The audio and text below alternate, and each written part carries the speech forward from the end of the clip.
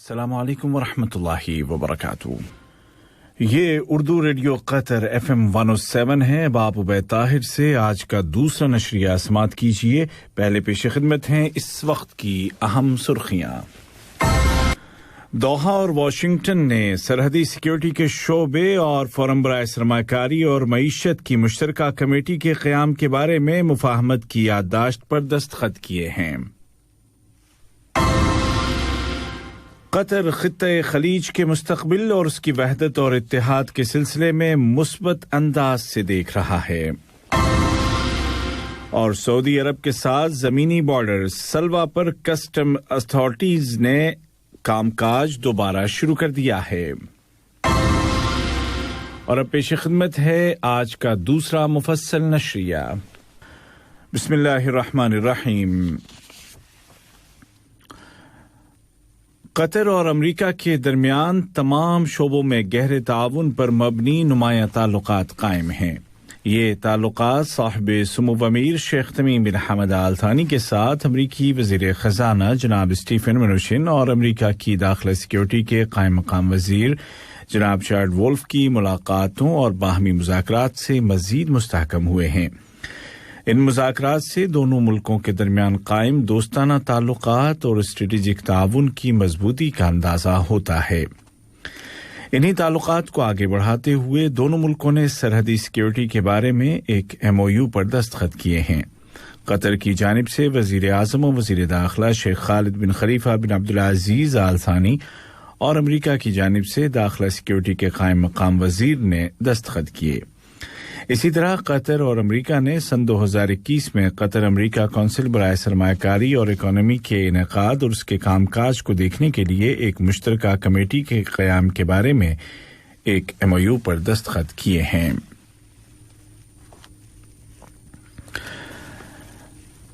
وزارت خارجہ میں میڈیا ڈیسک کے ڈائریکٹر سفیر احمد بن سعید الرماحی نے کہا ہے کہ خلیج کی باہمی صلح کے ماحول کو خراب کرنے کی اکا دکا کوششیں متوقع ہیں۔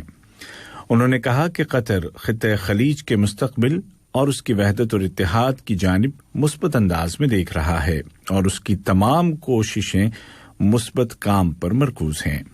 انہوں نے کہا کہ قطر خلیجی مصالحت کے ماحول کو خراب کرنے والی کوششوں کو خاطر میں نہیں لائے گا۔ اسی حوالے سے جرمنی میں قطر کے سفیر شیخ عبداللہ بن محمد بن سعود آل ثانی نے کہا کہ العلا سربراہ کانفرنس نے خلیجی اختلافات کے باب کو بند کر دیا ہے اور اس کے نتائج قطر کے اس ویژن کے بالکل مطابق ہیں کہ اختلافات کو بات چیت کے ذریعے مذاکرات کی میز پر حل کیا جانا چاہیے۔ انہوں نے کہا کہ العلا کانفرنس کا بیان خلیجی اور عرب مشترکہ عمل کے مستقبل کے لیے بنیاد کا پتھر ہے جو باہمی اعتماد اور مفاہمت پر مبنی ہے۔ قطر اور سعودی عرب کے درمیان زمینی بارڈر سلوا پر آج ہفتے کے دن سے دو طرفہ آمد و رفت شروع ہو گئی ہے۔ قطر کے سرکاری رابطہ دفتر نے اس حوالے سے واضح کیا کہ ابو سمرہ بارڈر سے آنے والے تمام افراد کے لیے کووڈ-19 کے پس منظر میں لگائی گئی احتیاطی تدابیر کی پابندی کرنا لازمی ہوگا۔ دوسری جانب خلیجی تعاون کونسل کے جنرل سیکریٹری ڈاکٹر نائب فلاح مبارک الحجرف نے قطر اور امارات کے درمیان تمام سرحدوں کو کھولنے کے اعلان کا خیر مقدم کیا ہے۔ انہوں نے کہا کہ یہ اقدام العلا سربراہ کانفرنس کے نتائج کا عملی اظہار ہے جس سے اندازہ ہوتا ہے کہ خلیجی تعاون کونسل کے استحکام اور اس کے تحفظ کی شدید خواہش پائی جاتی ہے۔ قطر میں کورونا وائرس کے پھیلاؤ کو روکنے کے لیے کیے گئے بروقت اور فعال اقدامات کے نتیجے میں ہر گزرتے دن کے ساتھ اس وبا سے ریکور ہونے والوں کی تعداد میں اضافہ ہو رہا ہے۔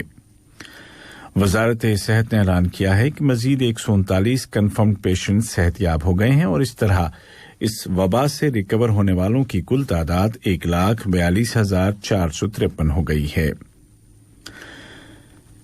ادھر عالمی سطح پر کووڈ-19 سے متاثر ہونے والوں کی تعداد 88 ملین سے زیادہ ہو گئی ہے جبکہ اس وائرس کا شکار ہو کر وفات پانے والوں کی تعداد 20 لاکھ کے قریب جا پہنچی ہے۔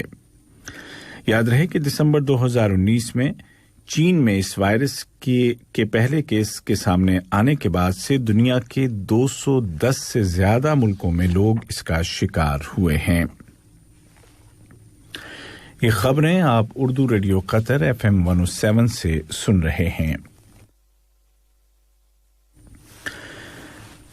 अमेरिका में तेजी से सियासी हालात में तब्दीली आ रही है और कांग्रेस की इमारत पर सदर ट्रंप के हामियों की जानिब से धावा बोलने के बाद आज सेनेट के रिपब्लिकन मेंबरान के दरमियान एक दस्तावेज तकसीम की गई है, जिसमें वाज़ेह किया गया है कि अगर सदर ट्रंप पर मुकदमा चला तो उसका तरीक़ाकार क्या होगा। दरियासना सदर ट्रंप के साबिक वकील माइकल कोहेन ने ऐलान किया है कि सदर और उनकी फैमिली की जानिब से की गई खिलाफ वर्जियों के हवाले से वो सरकारी एजेंसियों के साथ ताउन के लिए तैयार हैं।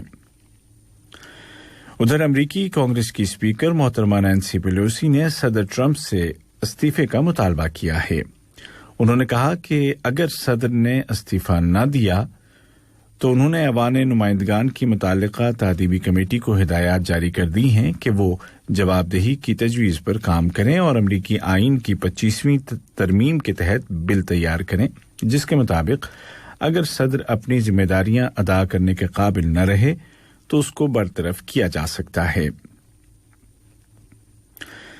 इसी दौरान में ट्विटर ने सदर ट्रंप के अकाउंट को सस्पेंड कर दिया है। सदर ट्रंप ने इल्जाम लगाया है कि ट्विटर डेमोक्रेट्स और बाएं बाजू के शिद्दत पसंदों के साथ मिल गया है ताकि उनको खामोश रखा जा सके, जबकि ट्विटर का कहना है कि उसने ये कदम सदर ट्रंप की जानिब से तशद्दुद पर उभारने के बयानात के बाद उठाया है।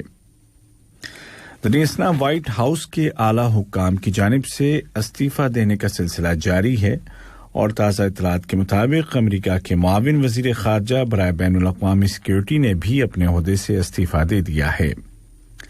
सदर ट्रंप बिलखुसूस ट्विटर अकाउंट को सस्पेंड किए जाने के बाद तकरीबन तन्हा हो गए हैं। नौमुंतखब सदर जो बाइडेन ने सदर ट्रंप के इस ऐलान पर कि वो बाइडेन की हल्फ बर्दारी की तकरीब में शामिल नहीं होंगे तबसरा करते हुए कहा कि ये तो अच्छी बात है। बाइडेन ने कांग्रेस में पेश आने वाले वाक़यात के जिम्मेदारों का मुहासबा करने का मुतालबा किया। उन्होंने ये भी ऐलान किया कि वो अपनी काबीना की तश्कील मुकम्मल कर चुके हैं और हुकूमत संभालते ही काम शुरू करने के लिए तैयार हैं। आज का दूसरा नशिया खत्म होने से कबल इस वक्त की अहम सुर्खियां एक मरतबा फिर सुन लीजिए।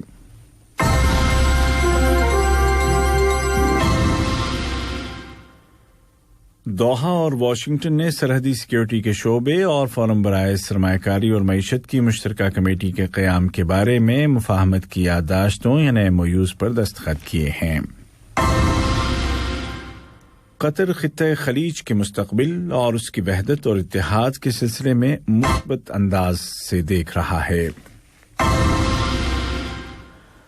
और सऊदी अरब के साथ ज़मीनी बॉर्डर सलवा पर कस्टम्स अथॉरिटी ने कामकाज दोबारा शुरू कर दिया है।